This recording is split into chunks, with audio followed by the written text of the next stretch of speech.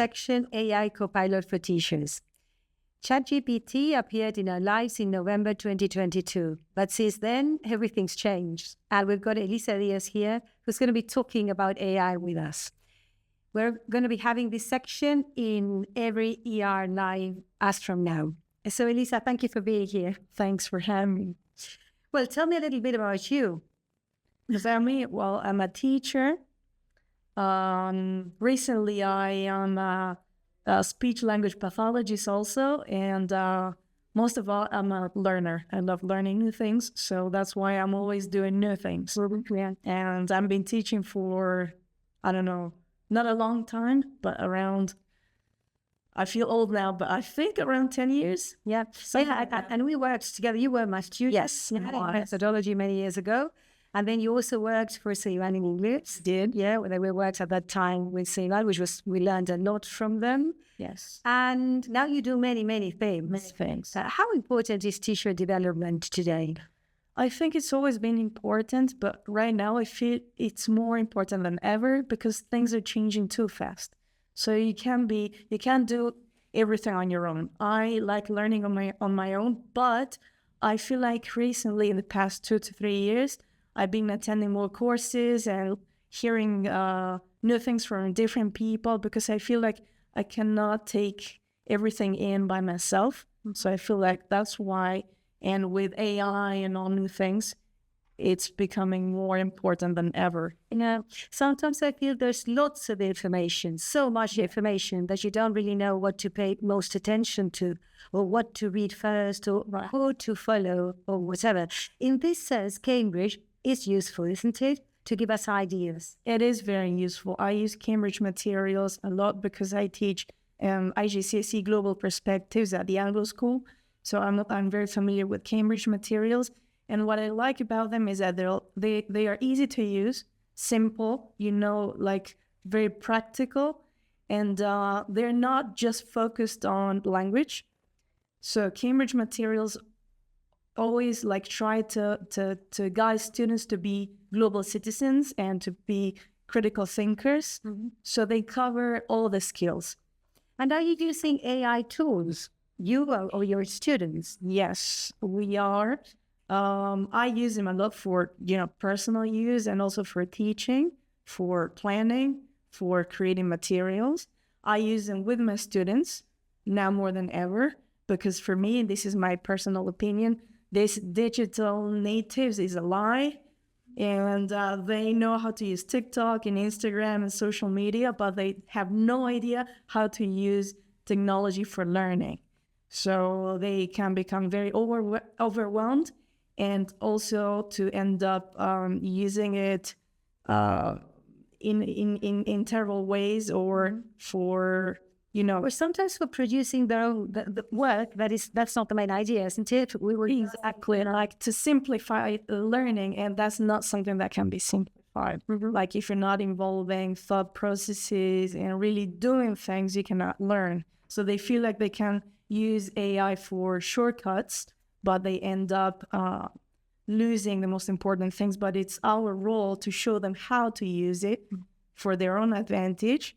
And they really need our help. So that's why we first need to, through professional development and always learning new things, our role is to guide them in these new things. Exactly. And to guide them, then we need to, first of all, develop abilities and understand how to use it ourselves. Exactly. And many times, ChatGPT, basically agrees with you, yeah?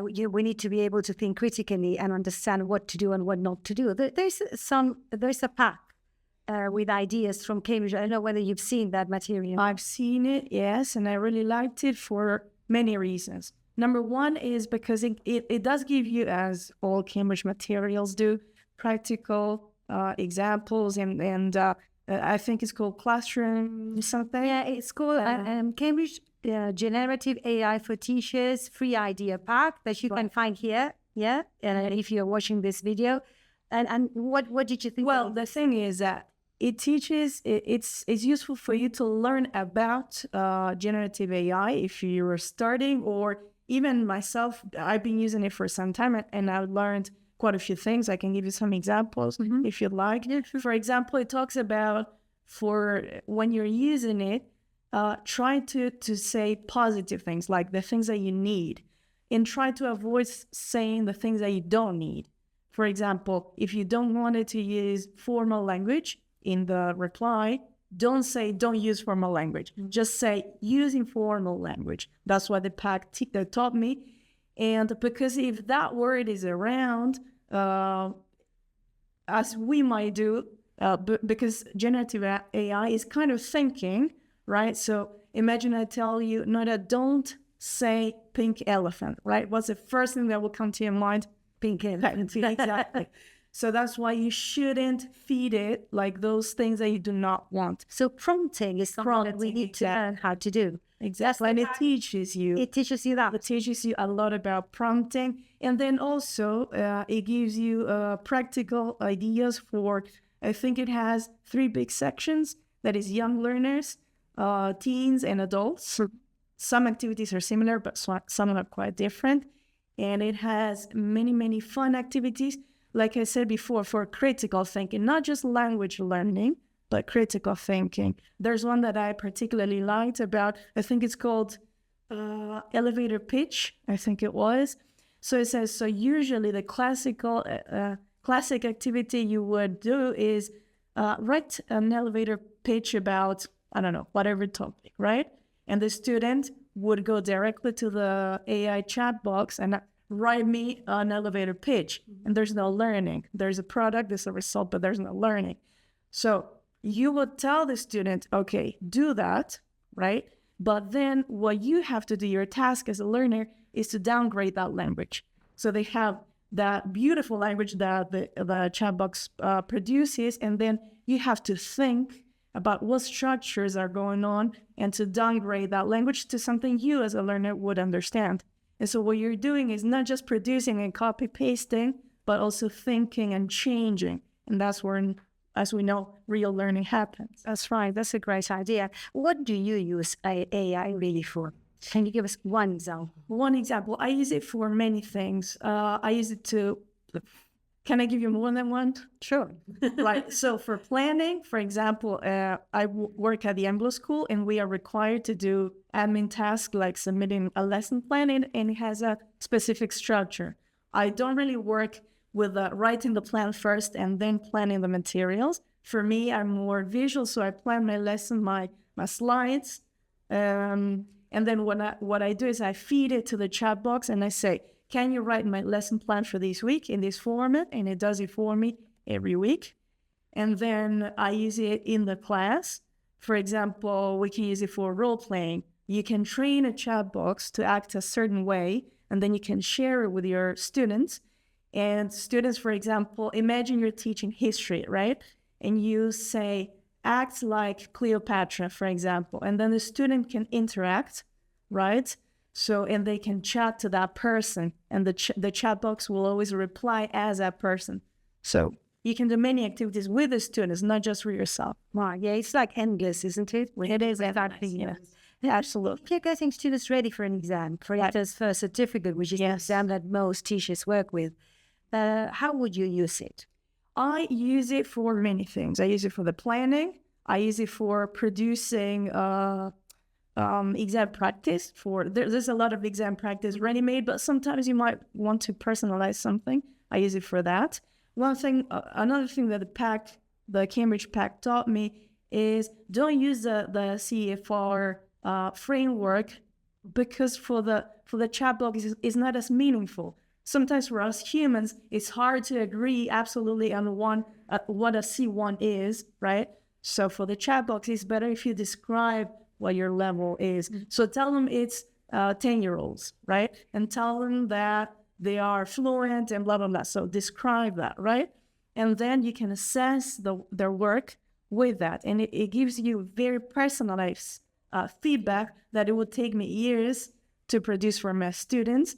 And obviously, another thing that there's warnings in the pack. One of them is you're always a pilot, right? So always check everything that is produced. Why is that so important? It is important because AI is a great thinker, but it makes mistakes. hallucinations is a word that has become very popular because we know that's what it does. And it does it so well that sometimes you might not even notice that it's creating something that is, or producing something that is not right. So you have to be very careful about what you produce with it. Yeah, Pablo Toledo was with us in February because we always have at the beginning of the year different events for preparation centers. He came here to Uruguay and he talked about assessment and using AI for assessment and AI in general. And of course, he mentioned all the opportunities that it brings, but also the challenges. So yeah, I think, and you can, I mean, if you haven't seen the information about this, you can check our newsletter, the newsletter in February. There you got the information. And also in March, we made some comments about what he said. So it is a great tool, but in the very end, it is just a tool, isn't it? It is a tool. It's like the pack talks about it being a co-pilot, right? And then it helps you, but you're always like guiding the ship, right? You shouldn't always rely on what it produces. But for exams, you can use it for everything, and it's very, very helpful. It's like it helps you become a better version of yourself, but you always have to be in charge. Exactly. Cambridge says you always need the human. Exactly. At the center. Yeah, the center of teaching and learning. Elisa, thank you very much for being here today. I hope you can come back sometime in the future. Yeah. Thank you.